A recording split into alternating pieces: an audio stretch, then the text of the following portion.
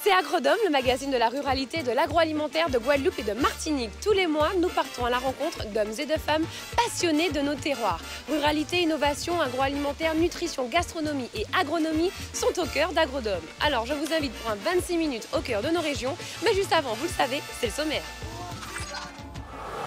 Dans Agrodome ce mois-ci, M. François Herman nous fait découvrir sa ferme aquacole à Pointe-Noire en Guadeloupe.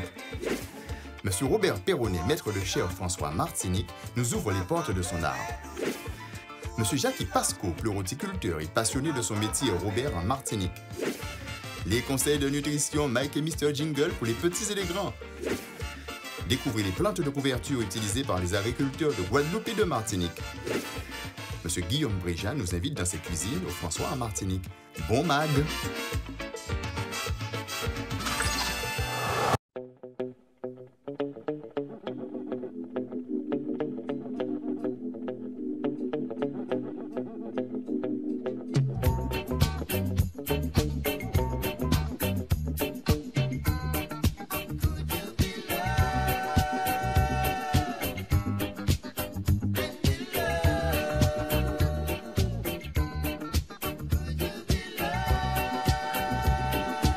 Alors Dominique, est-ce que tu peux nous présenter un petit peu le village au Tibouboul?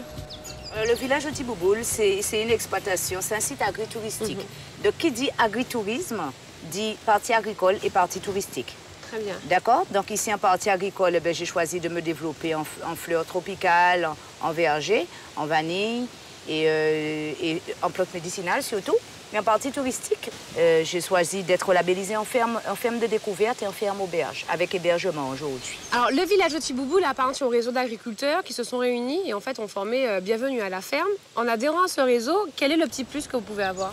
Alors, quel est le petit plus qu'on peut avoir? C'est déjà appartenir à un réseau, développer une charte de qualité, parce qu'il y a un agrément. Il y a un label à avoir, il y a un agrément, donc développer un produit de qualité. Ensuite, travailler ensemble en réseau de façon collective. Et ensuite, on a un relais, la Chambre d'agriculture de la Guadeloupe, où effectivement on peut se rejoindre pour pouvoir mettre en place nos séances de travail. Alors, lorsqu'on voit la grandeur du village, on se dit, mais est-ce que c'est un seul monde qui a travaillé là? Ou bien il y a vraiment plusieurs personnes derrière toi? Il y a une équipe avec moi. C'est vrai que je fais l'essentiel du travail. Tout ce qui est management, c'est moi qui le fais. Mais effectivement, il y a une équipe avec moi. Il y a des gens qui sont là sur la partie agricole, qui interviennent, et il y en a qui interviennent sur la partie touristique. Et puis, il y a une organisation. Donc, une équipe bien soudée? Une équipe bien soudée, une très bonne équipe, franchement, je les remercie. Et puis, il y a une organisation, dès l'esprit là qu'a pété, mais bon, l'ordinateur là qu'a essayé, il fait ça et puis, enfin, on va essayer.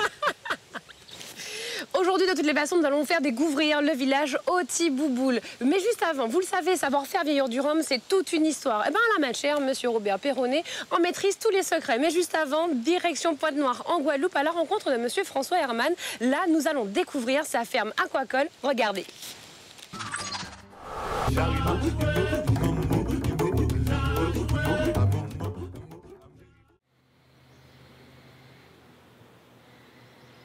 Aujourd'hui, nous nous trouvons sur le site du parc aquacole à Pointe-Noire, qui est le siège d'une entreprise qui a repris en fait les closeries qui avaient été créées en 85 par les premiers aquaculteurs de Wassou. Donc l'aquaculture est un secteur d'activité qui couvre l'ensemble des élevages et des cultures qui se déroulent dans l'eau. Vous prenez l'agriculture, c'est la terre, et l'aquaculture, c'est l'eau. Donc on peut élever des poissons, des crustacés, des mollusques. On peut aussi cultiver des algues. Tout ça, c'est de l'aquaculture. Donc c'est très vaste. Le parc aquacole couvre plusieurs activités. Une activité de production avant tout, avec l'écloserie qui va permettre de fournir des juvéniles, de poissons et de wassous aux producteurs. Un site de production également en eau douce et en eau de mer. Et puis on a voulu valoriser le site à des fins touristiques et pédagogiques. Donc au travers de l'accueil de public. Alors ici nous produisons 3 espèces et c'est en fait la production guadeloupéenne qui est constituée par ces 3 espèces. 2 espèces d'eau douce, donc le wassou, un crustacé, une crevette à grandes pattes bleues. Nous produisons également du rouget créole, qui est un poisson d'eau douce. Et là aussi, le démarrage, c'est l'écloserie, puis une phase de grossissement en étang.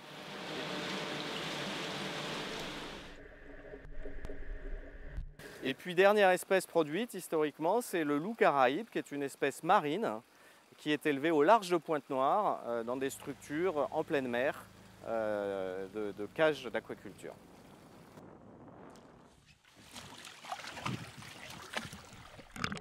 Sur ce site, nous produisons chaque année à peu près 1,5 tonne de wessous, 5 tonnes de rouget créole.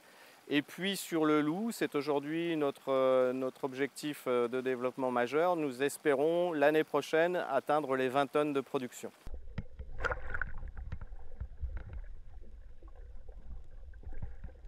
La Guadeloupe, il faut savoir que la Guadeloupe importe chaque année près de 6 000 tonnes de produits aquatiques. Donc nous estimons qu'il y a de la place pour une production locale de qualité. Et donc l'essentiel des débouchés aujourd'hui sont constitués par la restauration, les grandes surfaces et les particuliers qui peuvent également acheter sur place. Lorsqu'on regarde la part du congelé qui devient quand même de plus en plus importante dans nos modes de consommation, on s'aperçoit que c'est de plus en plus l'Asie qui fournit la Guadeloupe. Donc les produits viennent effectivement de plus en plus loin, avec souvent des qualités relativement aléatoires, pour être gentil. Alors, la qualité de nos produits, d'une façon générale, elle est liée essentiellement au mode d'élevage. Encore une fois, nous ne sommes pas dans des logiques industrielles, hein, nous sommes plutôt sur des logiques artisanales. Donc privilégier la qualité, le respect du consommateur, de l'environnement.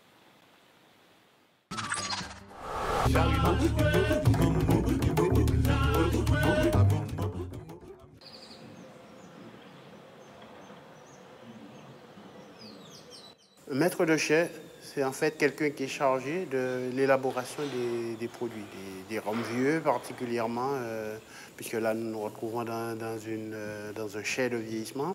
Nous avons différents types de tonneaux dans nos chais. Donc nous utilisons du chêne français, nous utilisons du chêne américain, des fûts ayant contenu du bourbon. Chaque fût amène des arômes bien particuliers. Nous avons des arômes très particuliers dans le chêne français, à savoir des arômes très épicés, vanille, cannelle. Et dans les chênes américains, donc, où la chauffe est un peu plus forte, nous avons des notes de fruits, des notes très fruitées. Des notes de fruits cuits, confitures, tout cela, c'est tout ce qu'on retrouve dans ces produits. Le principe du vieillissement est le suivant. Donc, nous avons une première phase de réduction. Donc, nous partons d'un lot de rhum blanc, considéré comme vieux, après 3 années révolues de fûts. Donc, nous pouvons assembler des fûts plus usagés, des rhums ayant été élevés sous fûts neufs. Donc, on peut assembler tout ça et ça ne fait que rendre le produit plus complexe, d'avoir des arômes beaucoup plus explosifs, des arômes qui permettent, qui sont plus intenses. Voilà.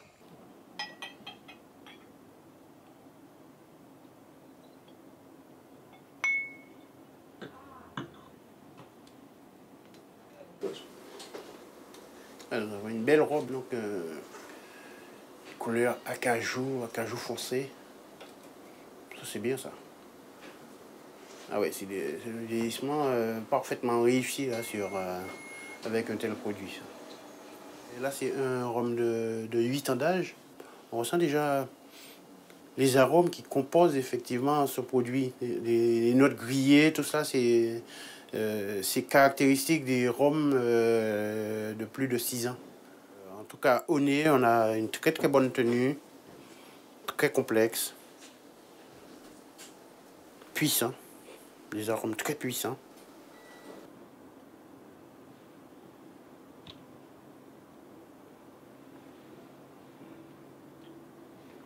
Ouais, qu'on a la notion plaisir, le plaisir du palais. Donc, après le produit, après la dégustation du produit, c'est très très long en bouche. On a des arômes qui reviennent au fur et à mesure. Ça, c'est bien. C'est vrai que maintenir une qualité de produit, il faut une diversité de fûts pour cela. Et plus on aura des types de fûts différents, plus on pourra faire des assemblages qui vont nous permettre d'avoir un produit très régulier sur l'ensemble de l'année, voire même dans le temps.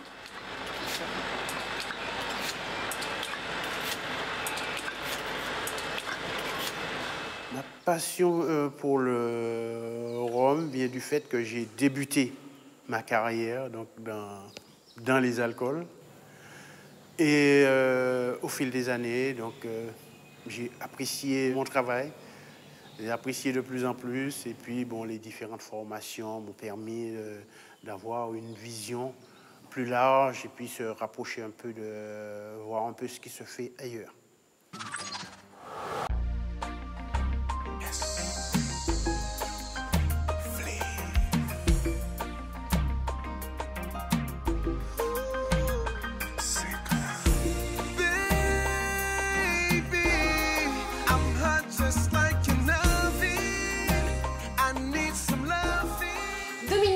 L'agritourisme recouvre l'ensemble des activités touristiques pratiquées sur une exploitation agricole en activité. En général, on les regroupe en 3 champs: hébergement, restauration, puis vente de produits ou de services. On le sait, bien manger est important dans notre environnement moderne et nous pouvons compter sur Mike pour nous donner quelques petites piqûres de rappel en matière de nutrition. Avant de le rejoindre, direction Trinité au Galion en Martinique avec monsieur Jackie Pasco.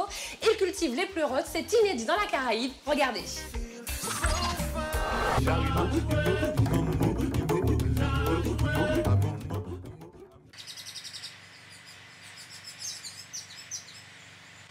Bien, alors pour parler de la champignonnière des Antilles, puisque nous sommes sur le site, c'est la seule production organisée de champignons dans la Caraïbe.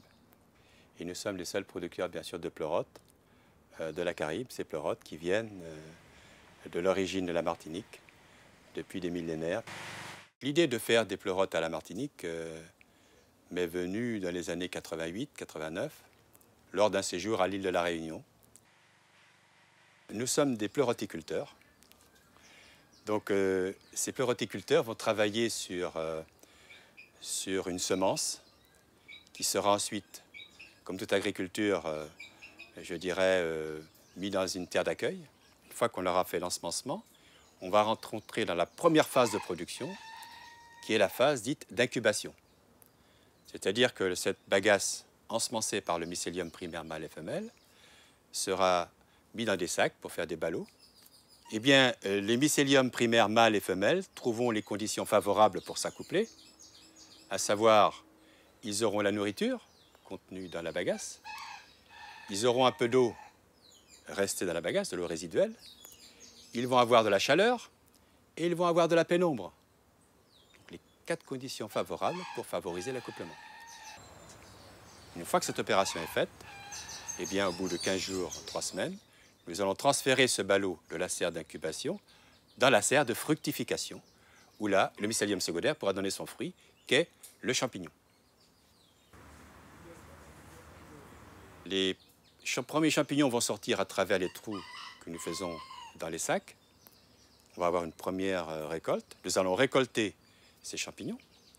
Donc généralement, entre 1 mois et 2 mois après, à partir de la phase d'ensemencement. Okay. Et une fois qu'on a fait la première récolte de ce sac, nous allons déchirer ce sac. Et 8 jours après, à peu près, il va y avoir une deuxième sortie de champignons, non plus par les trous, mais à l'endroit où le mycélium aura décidé de vouloir sortir.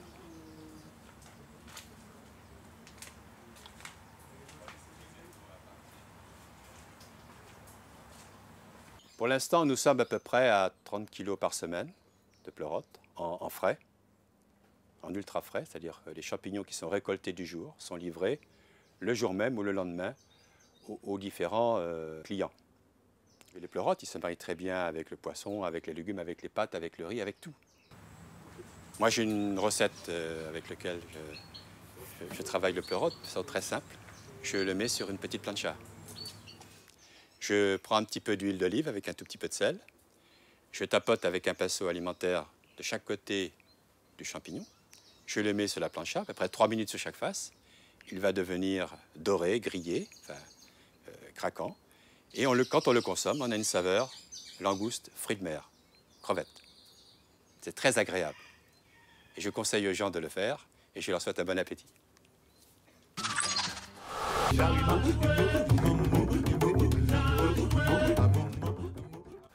Bienvenue dans la rubrique Nutrition Santé du magazine Agrodome. Tout de suite, la question d'un téléspectateur. Mike, c'est Mr. Jingle. Aïe bon Dieu, Sainte-Marie, Joseph de la Oucha calibré. J'ai donné mon ordonnance à la nouvelle pharmacienne Timal.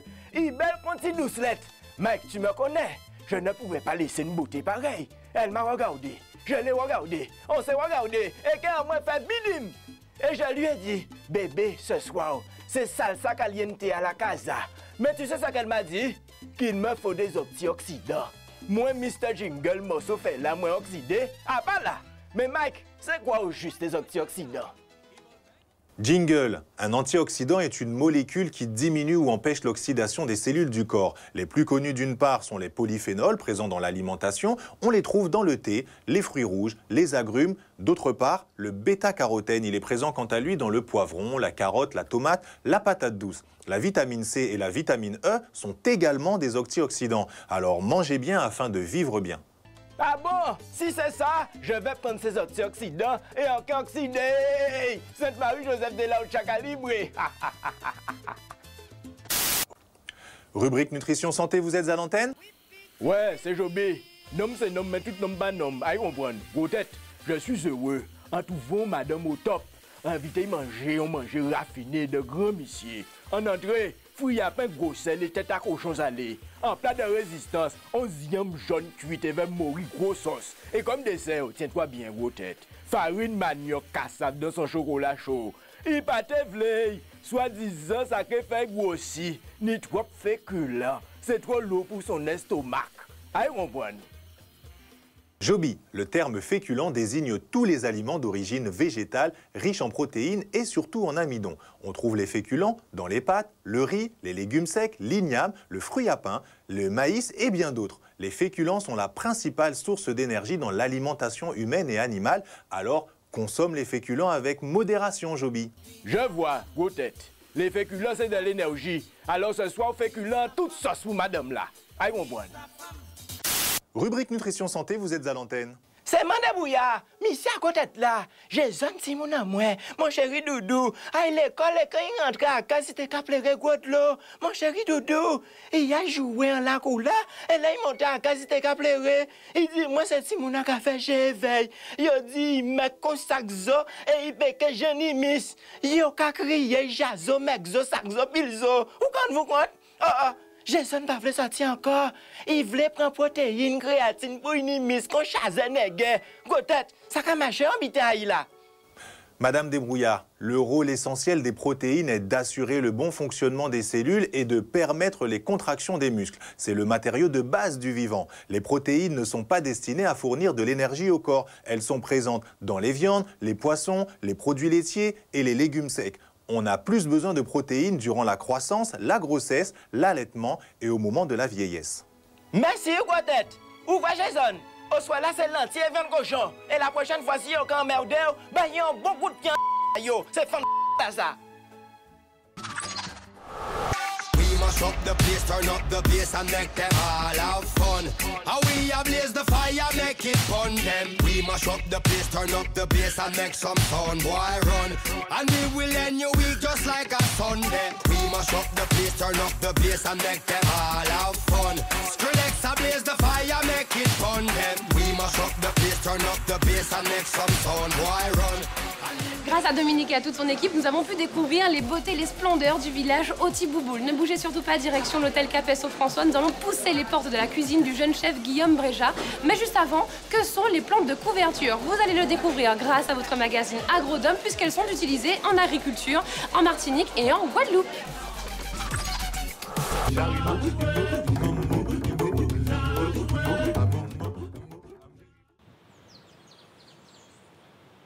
Dans les systèmes de culture bananiers, on utilise traditionnellement un grand nombre de pesticides et d'intrants chimiques pour contrôler les bioagresseurs.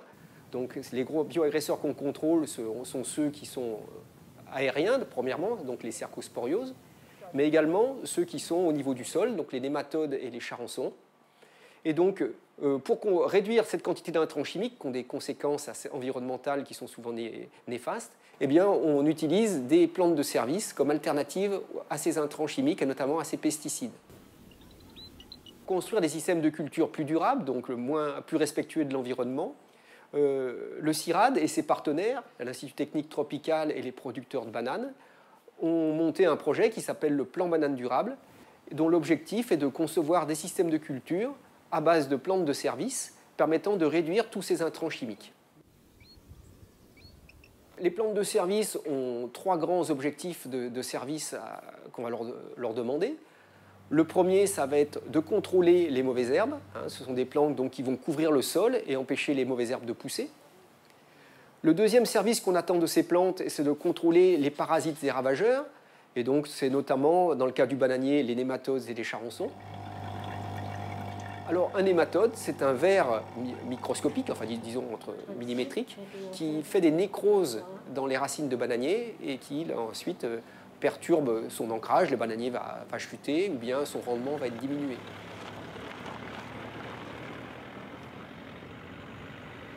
Et enfin, le troisième service qui va être visé, ça va être l'amélioration de la fertilité du sol.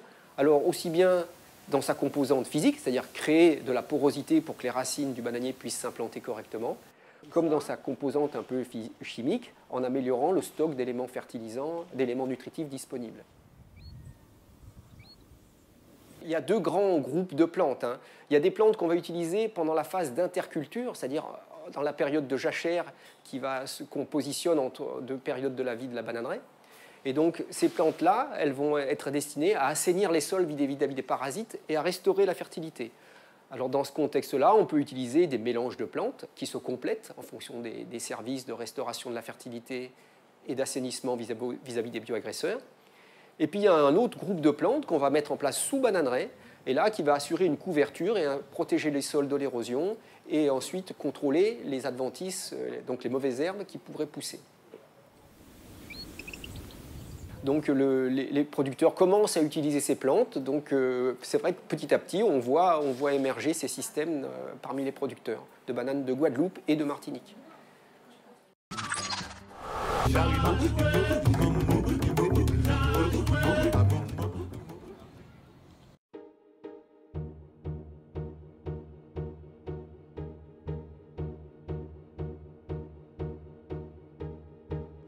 Aujourd'hui, je vous ai préparé un thon mi-cuit au miel de Martinique avec une petite tombée d'épinards au piment végétarien accompagné de son risotto d'igname.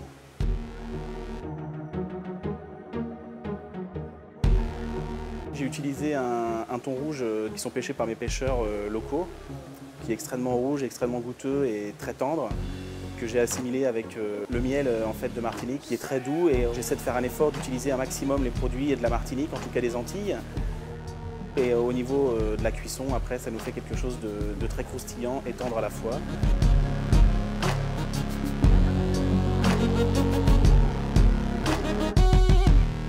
Les épinards, c'est un légume vert avec beaucoup de chlorophylle qui nécessite beaucoup d'assaisonnement. Le piment végétarien est vraiment adéquat pour l'épinard.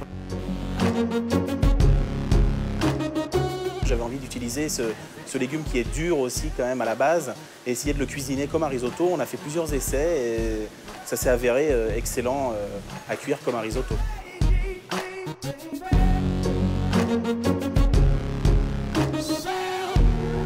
En faisant les différents voyages ou les différentes expériences que j'ai eues en cuisine, en travaillant avec des gens de l'extérieur et en voyageant, c'est essayer déjà de tirer le meilleur de chaque culture où j'ai pu travailler, utiliser les meilleurs ingrédients, les meilleurs condiments, les meilleures épices, aussi bien le poisson que la viande, quand j'ai pu travailler en Écosse ou en Suisse ou en France notamment aussi, où j'ai appris quand même énormément de choses, et essayer d'assimiler, essayer de les associer pour qu'on en retire le meilleur du produit. En fait, essayer de travailler les produits simples et essayer de les anoblir un maximum. C'est ce qui est, je pense, maintenant le travail d'un vrai cuisinier, c'est d'essayer de travailler un produit simple et d'en faire quelque chose d'extraordinaire.